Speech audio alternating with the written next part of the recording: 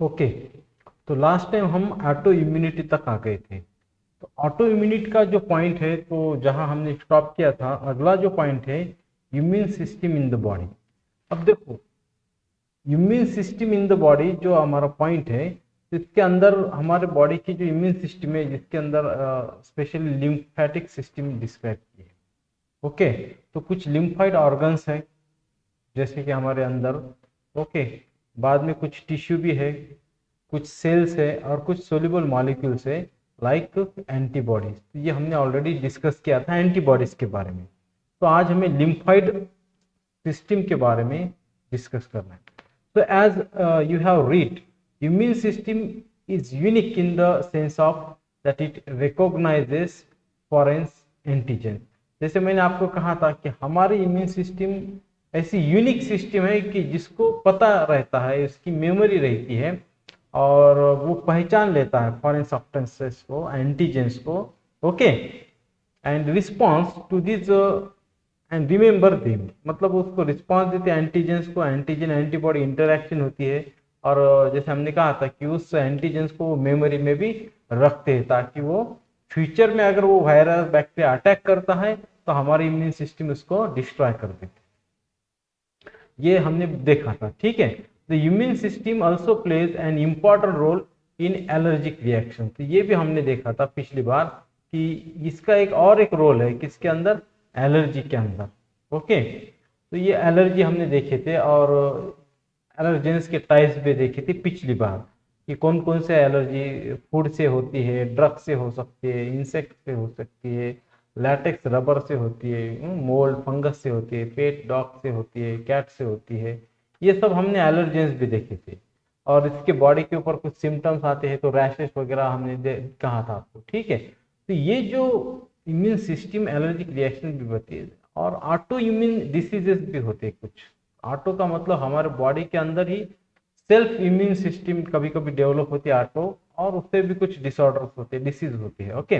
And organ transplantation के वक्त भी ये प्रॉब्लम आती है, जैसे कि किडनी डोनेट करता है तो एकदम वो मैच नहीं करती, तो वहां पे भी ट्रांसप्लांटेशन के वक्त भी ये इम्यून सिस्टम का रोल इंपॉर्टेंट होता है कि मैच होता है कि नहीं। ओके। तो आज हम थोड़ा सा लिम्फेटिक सिस्टम और लिम्फाइड ऑर्गन के बारे में देखते हैं, ठीक है। तो लिम्फेटिक सिस्टम क्या है? तो जैसे कि अगर हमारी बॉडी के अंदर जो कुछ लिम्फाइड ऑर्गन्स होते हैं, so these are the organs where origin and और maturation and proliferation of lymphocytes occur.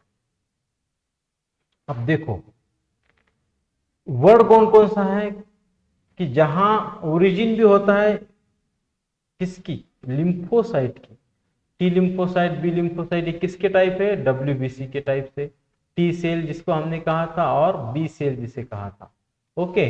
T lymphocyte, B lymphocyte, ये बनते भी इसी के अंदर है, मैच्योर्ड भी होते हैं, प्रोलिफरेट भी होते हैं, ठीक है। द प्राइमरी लिम्फाइड ऑर्गन, अब ये आईएमपी बहुत इंपॉर्टेंट है, primary lymphoid organs are bone marrow. सबसे इंपॉर्टेंट कौन सा है हमारा, बोन मैरो। मतलब हमारी जो हड्डियां है ये बोन है। तो इन बोन्स के अंदर जो भी खाली जगह होती है, यहाँ पे कुछ भरा होता है फ्लूइड जैसा स्ट्रक्चर, इसको हम बोलते हैं बोन मैरो। ओके। तो ये जो बोन मैरो है ये हमारा प्राइमरी लिम्फाइड ऑर्गन है, ये आईएमपी एमसीक्यू याद रखो। और दूसरा होता है एक thymus, where immature lymphocyte differentiate. जो थाइमस होता है यहाँ पे डायग्राम में दिखा दिया है, हार्ट के पास थाइमस यहाँ पे दिखाए है, और कुछ लिम्फ नोड्स है हमारे बॉडी के अंदर। ओके। तो ये बहुत इंपॉर्टेंट है। तो primary lymphoid organ and bone marrow, ये याद रखो। This differentiate into antigen sensitive lymphocyte, यहाँ पे कुछ एंटीजन सेंसिटिव लिम्फोसाइट डिफरेंशिएट होते हैं आफ्टर मैच्योरेशन। यहाँ जब मैच्योर होते हैं, the lymphocytes migrate to secondary lymphoid organ like spleen। फिर वहां से वो माइग्रेट होकर कहाँ जाते हैं, स्प्लीन के अंदर, ठीक है। बाद में कहाँ जाते हैं, लिम्फ नोड्स के अंदर। और बाद में कहाँ जाते हैं, टॉन्सिल्स के अंदर। यहाँ पे जैसे हमारे टॉन्सिल्स है नेक रीजन में, हम कुछ कहाँ जाते हैं, पेयर्स पैचेस में of small intestine and appendix के अंदर। अब देखो, ये जो जितना भी यहाँ पे बताया, तो इस डायग्राम में तो कुछ बताया नहीं। डायग्राम तो दी एनसीईआरटी ने, पर उसके अंदर कुछ है ही नहीं, सिर्फ थाइमस की पोजीशन, लिम्फ नोड बता दिए है, बाकी तो ये तीनों भी दिखाए नहीं है, पर इसके ऊपर एमसीक्यू आता है। So the secondary lymphoid organs provide the sites of interaction of lymphocytes with antigen। यहाँ पर ही उसकी सेकेंडरी रिएक्शन होती है लिम्फोसाइट्स के अंदर, when they proliferate and to become effector cell, फिर उसका proliferation होकर वो इफेक्टर सेल्स में उसकी एंटीजन एंटीबॉडी की इंटरेक्शन होती है।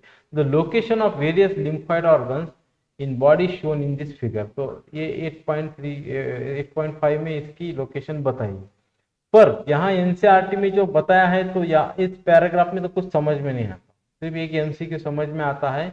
ओके, तो लिम्फाइड बोन मैरो थाइमस ये प्राइमरी लिम्फाइड ऑर्गन है और ये लिम्फेटिक सिस्टम होती है। तो मैं आपको ये थोड़ा अलग डायग्राम से, थोड़ा सा बेस्ट डायग्राम है, इससे एक्सप्लेन कर देता हूँ। देखो, ये अगर हम जनरल डायग्राम देखेंगे तो हमारे यहाँ पे टॉन्सिल्स है, एडेनोइड्स जिसको हम बोलते हैं। ओके, तो कभी ना कभी सब लोगों को टॉन्सिल की तकलीफ होती है, मतलब बैक्टीरिया वायरस जैसे यहाँ पे ट्रैप किए जाते हैं तो इसके ऊपर स्वेलिंग आता है, तो टॉन्सिल्स बढ़ गए डॉक्टर बोलते हैं। ओके, तो ये एडिनॉइड भी एक होता है। ये पूरा माउथ कैविटी के अंदर, ये ओरल कैविटी, ठीक है। फिर ये नेक रीजन में सबसे ज्यादा हमें क्या दिखाई देते हैं, लिम्फ नोड्स। देखो, ये नेक रीजन में जो डॉट डॉट डॉट दिखाई देते हैं, तो these are called neck lymph nodes. Cervical कुछ नेक रीजन में होते हैं, फिर कुछ जो है आर्म में भी होते हैं, जिसको हम बोलेंगे आर्मपिट एक्सिलरी। जैसे कि आर्मपिट, ये हमारा आर्मपिट है, तो इसके अंदर भी होंगे कुछ। तो कुछ यहाँ पे देखो, ये हार्ट के पास थाइमस ग्लैंड की पोजीशन बताई है, यहाँ पे थाइमस दिखाई देता है, ये है हमारा हार्ट। ओके, और यहाँ पर ये थाइमस ग्लैंड है, यहाँ पर है पोजीशन स्प्लीन की। ये स्प्लीन भी बहुत इंपॉर्टेंट है, इसका भी शेप देखो किडनी जैसा ही है। ओके, और जो स्मॉल इंटेस्टाइन है, तो स्मॉल इंटेस्टाइन की जो अंदर की इनर लाइनिंग्स है लाइक दिस, जिसको हमने कहा था माइक्रोविला है, तो यहाँ पर आपको दिखाई देते हैं पेयर्स पैचेस। तो ये बहुत बहुत इंपॉर्टेंट है, Peyer's patches, MCQ point of view. बहुत बार पूछते हैं कि what is the location where they are present Peyer's patches, कहाँ होते हैं, स्मॉल इंटेस्टाइन के माइक्रोविलाई के पास ये नीचे होते हैं पेयर्स पैचेस। ओके, मतलब ये आपको अभी क्लियर कट समझ में आया होगा कि इनकी पोजीशंस कहाँ है। इस डायग्राम में तो कुछ समझ में नहीं आता, ठीक है। तो देखो, सेकेंडरी जो लिम्फाइड ऑर्गन है कौन कौन से हैं, spleen, lymph node, tonsil, pairs patches of small intestine and appendix. तो ये जो जितने भी यहाँ पे मैंने आपको दिखाए हैं, ये अपेंडिक्स यहाँ पर है, ठीक है। तो ये सभी कैसे हैं, सेकेंडरी। तो याद रखना, सेकेंडरी लिम्फाइड ऑर्गन, ये कौन से है, सेकेंडरी लिम्फाइड ऑर्गन। और वो प्राइमरी कौन से है, बोन मैरो। तो बोन मैरो है, ये जो है प्राइमरी है। ओके, और बाद में थाइमस, ये भी कौन सा है, प्राइमरी है। तो मतलब इसमें से अगर हम ये छोड़ देंगे प्राइमरी कौन कौन से, थाइमस और बोन मैरो, ये दोनों छोड़कर बाकी कौन से हैं, सेकेंडरी। सेकेंडरी में कौन सा आता है, example spleen, okay, pairs patches and appendix and lymph nodes. तो ये सारे नोड्स मैंने आपको बता दिए। ओके, तो ये देखो, ये बोन है, उसके अंदर ये बोन मैरो भरा हुआ है। यहाँ पर भी कुछ होते हैं लेग्स के यहाँ पे रीजन में, ग्रॉइन लिम्फ नोड्स इंग्यूअल के पास होते हैं। इंग्यूअल हर्निया, इंग्यूअल कैनल हमने कहा था आपको रिप्रोडक्शन के वक्त, यहाँ पर जो दिखाई देते हैं lymph node, that is called groin lymph node और इंग्यूअल। तो यहाँ इस डायग्राम में सब क्लियर हो जाता है, उनकी पोजीशंस और MCQ primary secondary, got the point. ये अगर डायग्राम नहीं याद रख सकते तो सिंपल डायग्राम है। यहाँ पे हेड रीजन में आप एडेनोइड टॉन्सिल, ठीक है, लिम्फ नोड्स नेक रीजन में है, थाइमस, ये लिम्फ नोड्स है, ये देखो पेयर्स पैचेस इन्होंने ऐसे बता दी यहाँ पे, ये अपेंडिक्स से बोन मैरो है। Okay, lymph nodes. तो यहाँ ये डायग्राम याद रखो या फिर ये वाली।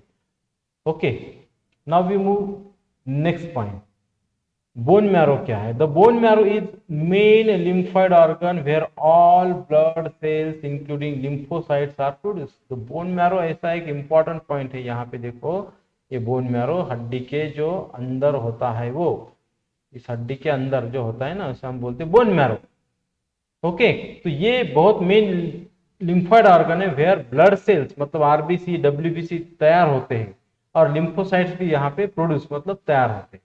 Thymus is lobe organ located near heart. तो थाइमस कैसा है? लोब ऑर्गन है। तो यहाँ पे आप देख सकते हो कि ऐसा एक लोब है थाइमस का, ये हार्ट के पास होता है, बीनीथ द ब्रेस्ट बोन, मतलब सेंटर वाला जो बोन होता है ना, ये स्टर्नम, उसके जस्ट नीचे।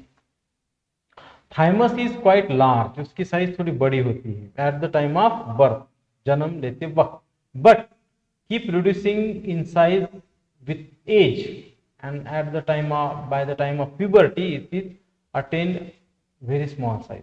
मतलब जैसे बच्चे का जन्म होता है ना, तो छोटे बच्चे के अंदर ये थोड़ा बड़े साइज का होता है, और जैसे जैसे बच्चे की उम्र बढ़ती है, हाइट बढ़ती है, उम्र बढ़ती है, एज बढ़ता है, उसकी साइज कम कम होती है। और जब तक कि वो प्यूबर्टी स्टेज में जाता है, मतलब 17-18 साल का जब होता है, वयात येतो त्याला आपण, तो उसकी साइज थोड़ी कम हो जाती है, attain reduces size. Both bone marrow and thymus, दोनों भी बोन मैरो और thymus provide micro environments for the development and maturation of T lymphocyte.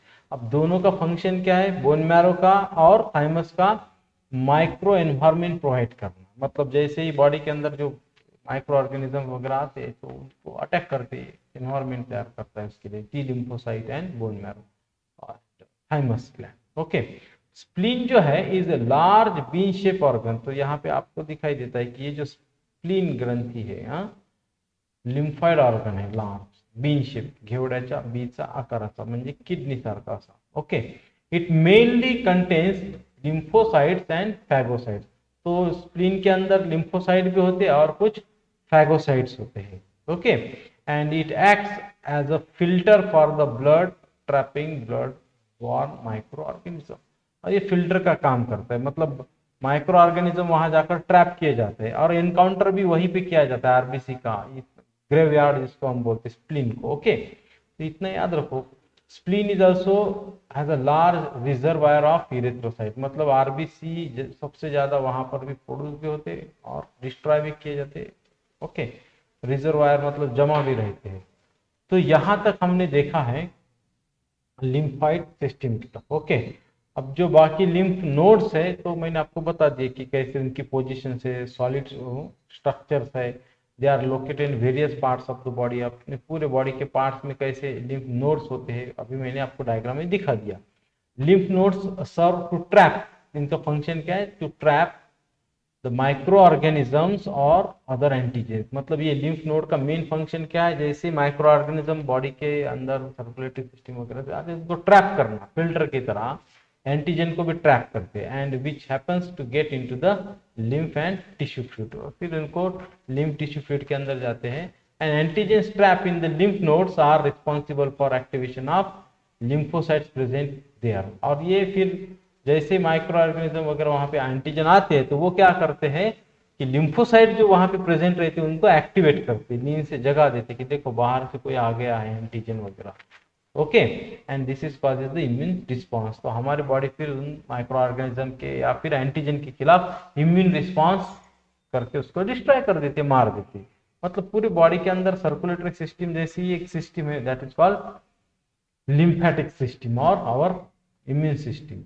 So there is a lymphoid tissue also located within the lining of major tract। तो हमारी जो respiratory tract होती है, digestive track होती है या फिर यूरिनरी ट्रैक होती है, ये पूरी जो ट्रैक्ट है, तो इसके ऊपर भी कुछ lymphoid टिश्यू होते हैं, and these are called as an mucosal associated lymphoid tissue. Mucosal associated lymphoid tissue, that is MALT। ये फुल फॉर्म याद रखना है, MALT। ओके, यम का मतलब म्यूकोजल, ए का मतलब एसोसिएटेड, यल का मतलब lymphoid tissue MALT. So it constitute about 50% of our lymphoid tissue in the body. तो ये अपने बॉडी में 50% से ज्यादा, मतलब यहाँ तक उनका परसेंटेज होता है लिम्फाइट का। ओके, तो यहाँ हमने लिम्फेटिक सिस्टम इस पॉइंट को भी फिनिश किया है। अगली बार हम नेक्स्ट पॉइंट जो आपका कुछ एड्स वगैरह डिसीज बचा है उसके बारे में डिस्कस